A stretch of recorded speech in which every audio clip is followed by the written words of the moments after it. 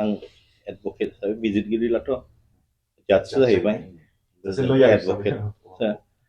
दा बे 19 जानुवारिनि जि जाथाय बे मोनसे बिराद आनफर्चुनेट इभेन्ट माने बेवहाय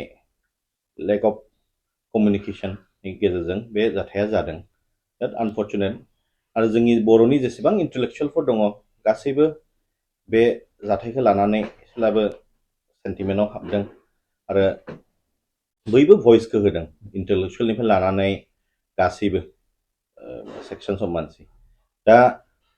बे केसखौ लानानै साननो हागौ सोरबाया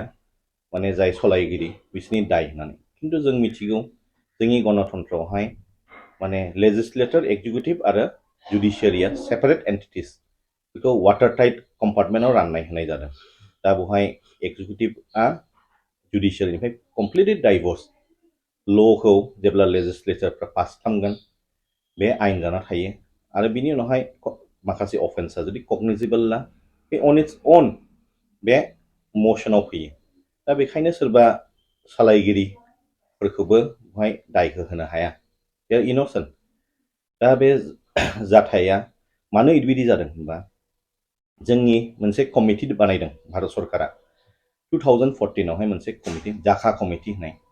बे कमिटिया बुंबाय जे most of the tribal people 60%आनो lives in tribal माने scheduled tribeफ्रा in forest एरियायाव थायो under 5th schedule जेरै झारखन्डफ्राव दङ बिहाराव दङ आरो जोंनि 6th schedule बायदियाव दा बुंनो थाङोब्ला फरेस्ट आयेन फैनायनि सिगां जाय ट्राइबेल मानसिफोरमोन गासैबो उदांहैनो हाग्रा खाथि साखाथियावनो संसार जाबोदोंमोन फार्स्ट आयेना ब्रिटिशनि टाइमाव डेट्रिस ब्रेन्डिस मुंनि सासे इस्ट इन्डिया कम्पानिनि अफिसारा इन्डियान फरेस्ट सार्भिस जिखौ दाबो बे सार्भिसा दङ इन्डियान फरेस्ट सार्भिस होननाय बेखौ बानायदोंमोन 1864आवहाय आरो बिनि उनावहाय 1865आव फार्स्ट फरेस्ट आयेनखौ बानायदोंमोन ब्रिटिशआ होनब्ला बे आयेननि गेजेरजों फरेस्टनि जि सभारनिटि राइट्सआ राजनियाव थांदों आरो ब्रिटिश राज दा बुंनो अनेक ट्राइबेल माहारिफ्रा एलिनेटेड जादों दा बेयो फैयै फैयै 1878आव आरोबाव आमेन्डमेन्ट जादों बिनि उनावहाय दा 1927आव इन्डियान फरेस्ट एक्ट दङ दा जिखुनु एरियाखौ रिजार्भ फरेस्ट हिसाबै गभर्नमेन्टनो बानायनायनिबो पावार दङ खारन जोंनि संबिधान मथे डाइरेक्टिभ प्रिन्सिपल्स अफ द स्टेट पलिसियाव मोनसे जों बयनिबो सायाव मोनसे दायित्व दङ टु प्रटेक्ट फरेस्ट एनभाइरनमेन्ट होननानै बेखायनो नटिफाइ जुदि खालामोब्ला फरेस्ट सेटलमेन्ट अफिसारा हियरिं लाग्रोयो इन्डियान फरेस्ट एक्ट मथे 1927 मथे आरो क्लेम्स एन्ड अबजेक्शन इफ एनी बेखौ नाजावग्रोनांगौ आरो माने कनसेप्ट अफ माने राइट अफ फेयार हियरिं जिखौ अडि अल्ट्रा पाल्ट्रा होनना बुङो जुरिसप्रुडेन्सआव बिनि मथे थाङो दा बे मोनथाम फरेस्ट आयेन पास जानायनि उनावथ' नुनो मोनबाय अनेक ट्राइबेलफ्रा माने गावसोरनि थानाय एनभाइरनमेन्टनिफ्राय एलिनेटेड जानायखौ बेखायनो बेखौ जि हिस्टरिक इनजास्टिस जादों बेखौ बुजिनानै भारत सरकारा 2006आवहाय मोनसे फरेस्ट राइट एक्ट बानायबाय बिनि सिगां दंखायोमोन मोनसे फरेस्ट कनजारभेशन एक्ट 1980 बे समाव 1980नि टाइमावबो बे टाइम लाइना 1980मोन दा बिनि उनावहाय दा टाइम लाइना 2005 जाबाय टाइम लाइनाथ' मानसिनि एक्सिजेन्सिखौ नायनानै सोलायो जेरै 80मोन दा 2005 जाबाय जेरै कलेजफोरनिबो मालाबा प्रभिन्सियेलाइज डेटआ काट अफआ 2013 जायो मालाबा 2020 जायो जेब्ला मर एन्ड मर बबे भेन्साराव थायो प्रभिन्सियेलाइज खालामो बेबायदि आरो बेखौथ' मानसियासो बानायो नालाय दा फरेस्ट राइट एक्ट 2006खौ पास खालामखांनायनि उनावहाय 2008आव फरेस्ट रुल्स बानायदों बे लेखाखौ आङो दाखालिहाय मोजाङैनो फरायनो मोनदों जोंनि बेंटलनिनो लेक्सारार फारमल फंबायनिफ्राय बिथ'नानै फरायदों आङो दा बेवहाय नियम मथे एक्सुअलि जिथु दा बे एरिया अलरेडि टाइमलाइन जिएस ट्रेकिंनि अर्डार मोनखाबाय डिएफअनि अफिसनिफ्राय दा बे हिसाबै बे प्रसेसा जाजेननांसिगौमोन दा खिन्थु दुखुनांथाव खोथाया बेनो जानो हागौ due to lack of sensitization of government officials माने बिसोरबो यां माने डिपार्टमेन्टखौ सार्भ खालामनो फैगोन साननानैसो मावफैयो जानो हागौ माने हायार आप अथरिटिफ्रा बिसोरखौ सेन्सिटाइज खालामाखै बे डेमलिसनखौ खालामबाय आरो बे गावनि जि जाजमेन्टआव नुनाय लोगो लोगो गाव उइदाउट इनफर्मिं हिज सिनियर्स मावबाय खिन्थु बेवहाय जिकुनु डेमोलिशना सासे पार्सनेल व्यक्तिनि विम्स आरो फेन्सिसजों खालामनो हाया बेखौ माने प्रपर SOP जों जानांगौ फार्स्ट खोथाया बेयो दा बेयावनो एसे मिसआन्डारस्टेन्डिं जानानै एसे जाथाया जादों खिन्थु खोथाया जाहैदों दालाइ लामाया मोनसे खोथा बुंदों बे बुहुमाव 6 बिलियन पिपल दङ अनलि मुथुमसे मानसियाल' माने गन्डगल खालामग्रा होननानै दा बे गामिनि रायजो राजाफ्रा बे जायगायावनो थायो हिसाबै बयखौबो सनमान होयो मायो बिसोर बहु इनभल्व गैया जानो हागौ साम एक्सटार्नल फर्सेस दा जाय गावबुराखौ हमदों बेखौ हमनाया जाहैबाय गावबुरा हिसाबै माने बेखौ हमबाय बिनियावहाय जाबसिनना होनाय जाबाय खिन्थु बे इनोसेन्ट बेहा जेबो रल गैया बेखौ नायनानैनो मैयाहाय जोंनि चिराङावहाय आर्गुमेन्ट जानायनि उनावहाय बे पइन्टखौ नट खालामनानै बेखौ बेलावहाय हगारनाय जादों विथ सानि सिकिउरिटि 20,000 इच दा खोथाया जाहैदों जानो हागौ सोरबा भिक्टिमा बिनि नामखौ लानो जानो हागौ जिकुनु सासे अफिसारा जेब्ला एनि एरियायाव थाङो बयखौबो गोसोआव थानाया असम्भब हिसाबै जाय मुखियाल मानसि दे आर द प्राइमारि कन्टेक्ट हिसाबै फर करस्पन्डेन्ट नामखौ रेन्डमलि बुंनो हागौ बे बेसिसावसो पुलिसा उइदाउट साबस्टेन्सियेल एभिडेन्स बेखौ हमनाय जादों दा बे मानसिया 1 दिन इनकार्सिनेसनाव दंमोन 25 दिनसो जाबायमोन खिन्थु बिहा जेबो रल गैयिखाय बेखौ हगारनाय जाबाय जोंनि इन्डियायावहाय जुरिसप्रुडेन्स मथे बेल इज द रुल आरो जेला एक्सेप्सनसो आरो सासे आसामिया is presume to be innocent until proven guilty आरो दा जोंनि भारतनि जाय chief justice of India DY चन्द्रचूडआ मोनसे खोथा बुंदों मोनसे कनफारेन्सआव माने बेल रेमेडि is a solemn manifestation of judicial system humanity होननानै ओंखायनो दा गोदोनिफ्रायनो आरो दासिमबो जोंनि जुरिसप्रुडेन्सआ बेनो जे जेलआ एक्सेप्सनसो आरो बेलआ रुल बेखायनो बेलनि फिथाइखौ बयबो आसामियाबो आनटिल प्रुभन गिल्टी जासान्दि मोनथाय दङ बे हिसाबै मोनो सेक्सनफ्रा बहुत गोबां सेक्सन होनाय जादों 353 341 माने 427 440 रेड विथ आरो बेजों लोगोसे 392 रबारि दाखाइथि 392 आरो 333 बे मोननै सेक्सनानो मेजरमोन आरो बेजों लोगोसे रेड विथ माने section 3 of damage of property act होननाय दा बे मोननैनि बादै गासैबोथ' बेलेबल सेक्सनमोन खिन्थु बे मोननैयावनो थाबथाना दंमोन मानो होनब्ला बे रबारियाबो बिने मोननै लिम दङ हुएभार commits रबारि shall be punished with imprisonment of 10 years होननाय आरोबाव सेकेन्ड लिम्बा बिनि होननाय दङ सोरबा जुदि सानसेट आरो सानराइजनि गेजेराव जुदि खालामदोंब्ला रबारि बेनि माबाया 14 years लाइफ इमप्रिजनमेन्ट दा खोथाया जाहैबाय जेब्ला मा बिजिरना नायबाय बे साराउन्डिं सार्कामस्टेन्सेसआनो देखायखायो जे बे एक्चुअलिटियावहाय बे रबारि नंगौ नाङा खारन बेथ' मोनसे अल्टारकेसनसोमोन रबारिनिथ' रावनिबो इन्टेनसन गैया बेवहाय दा बे हिसाबै बे सेक्सनाखौ माने माबा खालामनो हाबाय आरो सार्जिकेल स्ट्राइक खालामनो हाबाय आरो रिगार्डिं 333 आनो मेजर थाबथाना दंबावोमोन अफिसारखौ नाय आरो ग्रेभियास हार्ट बेखौबो माने मोजाङैनो जुक्तिनि गेजेरजों साबमिट जादोंमोन आर्गुमेन्टआ बिनि गेजेरजों बुजायनो हाबाय आरो बे ग्रेभियास हार्टआव गोग्लैया होननानै दा बे डिटेल्सखौ आं खिथाथ'ले बबेबायदि प्रसेसै माने खिन्थु मेइन सेक्सना बेयावनो थाबथादोंमोन आरो दा बे बिथाङा दा बेल एन्ड बन्ड खालामलानो एनि टाइम माने उदांआवहाय फैफिनसिगोन आरो गावनि फेमिलिजों गावनि फिसा गोरलै दङ सासे बिसोरजों ज' जाफिननो मोनसिगोन आरो बे ओनसोलाव थानाय माखासे रायजो राजाफोरखौ माबा मोनसे बुंनो गोसो नामा आं बेखौनो बुंनो सानो जे मालाबाबो माने आयेनखौ माने जेब्ला नाङो प्रपर फर्मजों नांनांगौ माने मालाबाबो इमोसनेल जानानै नांनाङा ल'नि जि मोनसे सिम्बल दङ सासे आइजो मेगन खाथेनाय बे माने स्केल लायो बियो बे आइजोआ सुनानै नायो बे मालाबाबो इमोसनजों नाया बे बुस्थुआ प्रेक्टिकेलिटिजों सादो ओंखायनो प्रपर फरमजों अप्रोच खालामनांगौ खारन बिसोरनि अनेक राइट्स दङ खारन आर्टिकल 19 क्लज 5 संबिधाननि जिथु फान्डामेन्टेल राइट्सआव गोग्लैयो माने स्पेसियली अब्लिगेट्स माने जिखुनु गभर्नमेन्टखौनो to make laws for the protection of scheduled tribes दा बे हिसाबै जोङो अनेक इख्तियारबो जोङो होखादों खिन्थु जों बे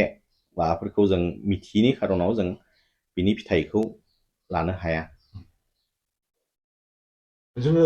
गोबां समावनो नुनो मोनो माखासे बेफोरबायदि गामि ओनसोलफ्राव बा रायजो राजाफोरनि गेजेरावहाय माखासे बिराद सेन्सिटिभ माखासे थासारि सम जायो खिन्थु बे समावनो जोङो माखासे बै राजखान्थिगिरि बा पलिटिशियानफोरखौ इन्टाराप्ट जानानै माखासे गाज्रि कन्ट्रभार्सियेल थासारिखौ सोमजिहोनो नागिरो दा बैसोर बायदि पलिटिशियानखौ मा बुंनो सानो एडभकेट हिसाबै आंनि बिफायाबो पलिटिक्सआवनो दंमोन बेबो बे एरियानि रायजो राजाफोरखौ सेबा खालामनो मोनदों मादों गोरलैनिफ्रायनो आङो बे पलिटिक्सखौ इनडाइरेक्टलि जोंनि न'नि करिडरावनो नुदों गोरलैनिफ्रायनो खारन पलिटिक्सआथ' दिनै सोरनिबा अकुपेशनाव थायो गाबोन सोरनिबा जागोन बेनो आरो बे पलिटिशियानफोरनि बहुत दाय गैया मानो होनबा बे जोंनि भारतआ गणतन्त्र बे हिसाबै गासैबो आयेना कड हिसाबै दंखायो दा बेजों लोगोसे जेरै मन्टेस्किउ पलिटिकेल थिंकारा होनदों जे माने सेपारेशन अफ पावार्स नायखौ बे कनसेप्टखौ लाबोदों थिग बेबायदिनो लेजिस्लेटर एक्जिकिउटिभ आरो जुडिशियारिया वाटार टाइट कम्पार्टमेन्टआव गाव गावनि अन अरबिटाव थाङो आरो बे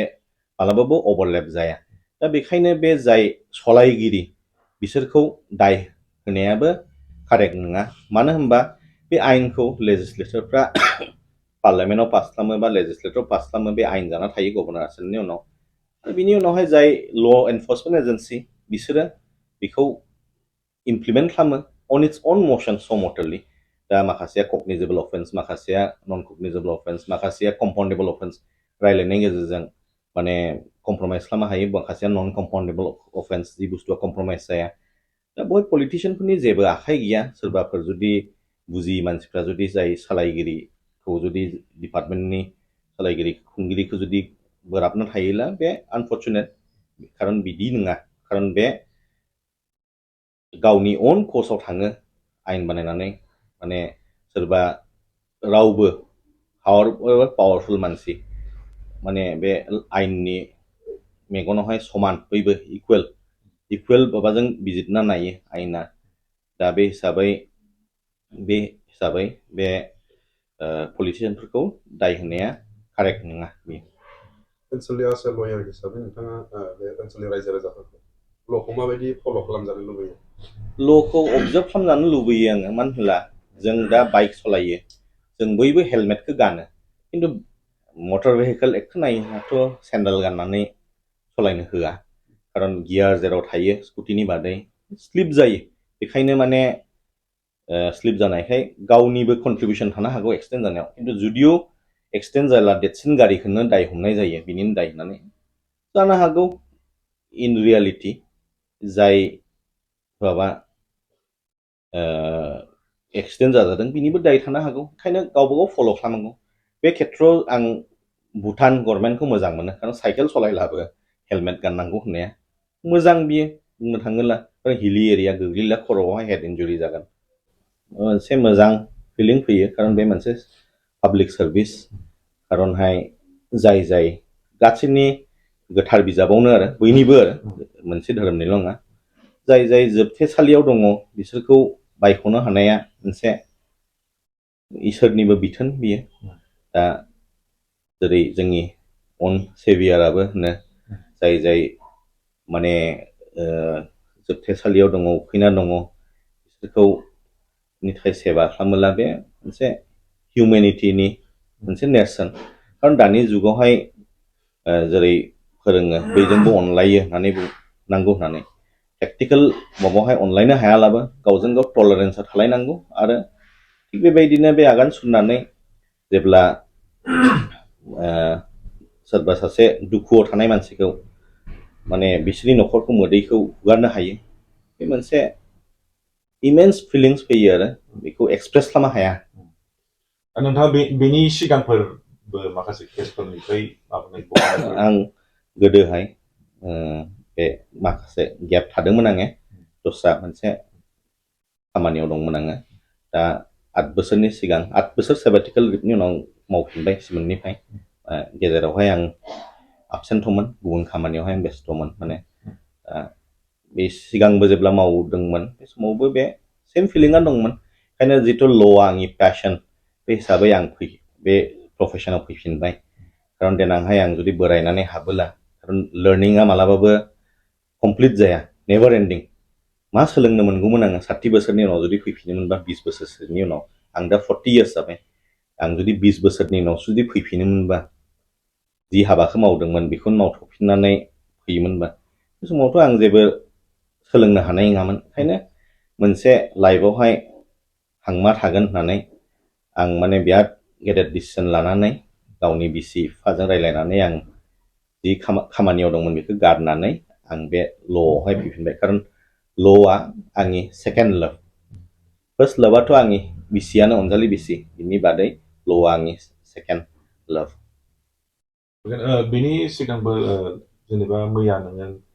बख'नानै लाबोबाय बिनि सिगांबो गुबुनफोर केसफोरनिफ्राय नोंथाङा सोरखौबा बायख'ना दाखालहाय मोनसे बिजनि थानावहाय सासे जयपुरनि सासे ख्रिस्टान एभान्जेलिस्ट बेखौ केस होनाय जादोंमोन हिलिं एक्ट होननानै बे हिलिं एक्ट आरो जुबिनेल जास्टिस एक्टनि आन्दाराव दा बेखौ बिनि थाखाय आं प्लिड खालामहैदों आरो बे आंनि केसआवहाय आं हारसिंल' नङा आंनि टिम दङ बिसोरबो आंखौ हेफाजाब होदों आं हारसिंनि क्रेडिट नङा जों ज' सावरायलायबाय माबाय माबायदि पइन्ट्सआ मोजां जागोन आर्गुमेन्टनि टाइमाव आंनि टिम दङ आंनि कलिग सिनियर आरो जुनियरफोर ज' जों लायनानै पइन्ट्सफोरखौ बानायलायो आरो बे सासे रेभारेन्ड मानसि बेखौ केस होनाय जादोंमोन नंखाय केस बे माने जोंनि क'क्राझार आरो जोंनि चिराङावहाय माखासे प्रेयार सार्भिसाव लिंहरजानाय हिसाबै फैदोंमोन खारन राइट अफ लक'मेसनाथ' फ्रि मुभमेन्टआथ' बयनिबो मोनथाय संबिधान मथे बे हिसाबै लिंहरजानाय हिसाबै आलासि स्पिकार हिसाबै फैनायावहाय माखासे ससियेल मिडियायावहाय बिनि माबाखौ नुनानै केस होनाय जादोंमोन आरो दा बे बहुद जेंनायाव गोग्लैना दंमोन दा बिनि केसखौबो आं मावनानै माने एन्टिसिपेटरि बेल मोनहोबाय दा बियो एन्टिसिपेटरि बेलाव दङ जानो हागौ दा बियो गोजौ बिजिरसालियावहाय हाइकर्टआव क्वासिंफोर खालामनो हागौ गुबुन एडभकेटनि थ्रुयै दा बुंनो थाङोब्ला दा drugs and remedies act section नांदोंमोन बे अलरेडि बे आयेना बुङो जे जाय मेडिकेल साइन्सनि एगेन्स्टै माने जेनेबा माखासे हिलारफोर जारा फुखा जे खालामो माबा मोना माखासे पलिटिशियान लिडारफोर जिखुनु बेबायदिफ्रा माने बेफोरो बबाव गोग्लैगोन आरो माने ड्राग्स एन्ड रेमेडिसआव सोरबाफोर जुदि खालामोब्ला बेमारखौ जुदि हामो होनोब्ला खिन्थु बुंनो थाङोब्लाथ' बेनो आरो जोंनि प्रेयारावथ' जेबो मेजिकेल हिलिं गैया बे प्रेयारा जाहैबाय जिखुनु धोरोमजों मोनसे इन्ट्रिनसिक रिलेशनशिप दङ डिभाइन पावारनियावसो हेफाजाब बिनायनि स' डेट जाय बेमारिफ्रा जाय डक्टरजों नायजागोन बे डक्टरनो मोजां गियान होनाय बायदि स' डेट मोजांहाय बे डक्टरा ट्रिटमेन्टखौ होनो हानाय बायदि बिसो दा बे ड्राग्स एन्ड रेमेडिसआव गोग्लैया बियो दा बावैसोनि सिगां बे ड्राग्स एन्ड रेमेडिस एक्टनि पानिशमेन्टफोरथ' गोदो 1954आवनो पार्लामेन्टआव पास जाखानायनिमोन माखासे पानिशमेन्टफ्रा खम नुनायखाय जोंनि स्टेटनि एसेम्ब्लिया ड्राग्स एन्ड रेमेडिस एक्ट नोंसोर मिडियानि मानसिफ्राबो निस्सय नुदोंदां मोनसे केबिनेटआव पास खालामनाय जादों जे ड्राग्स एन्ड रेमेडिस एक्ट बानायसिगोन होननानै बिनि जि 1954नि जि प्रभिजन्सफोर दं बेखौ एसे एनहेन्स खालामनाय जाबाय दा बेखायनो माने बे माबाफ्रा प्रेयार कन्डाक्ट हिलिं सेसनफ्राव अनलि प्रेयारल' थिगानो खिन्थु बिखौ जुदि माखासे जुदि हिलिं होननानै जुदि क्लेम खालामोब्ला बेफोर अफेन्स जासिगोन आरो क'क्राझार नोगोरनि आर.एन.बी लामाजों थांनाय बागानसालि वार्ड नाम्बार 8आव रायजो राजाफोरनि गोग्गो देहा लाखिनो थाखाय सानजोरां इन्टारप्राइजआ गोदानै जेनेसा वेलनेस प्राइभेट लिमिटेड बेखेवदों। बे सानजोरां इन्टारप्राइज आयुर्वेदिक गलायाव मानसिनाव जानाय गेदेर गेदेर बेरामनि मुलिफोरखौ मोननो हागोन।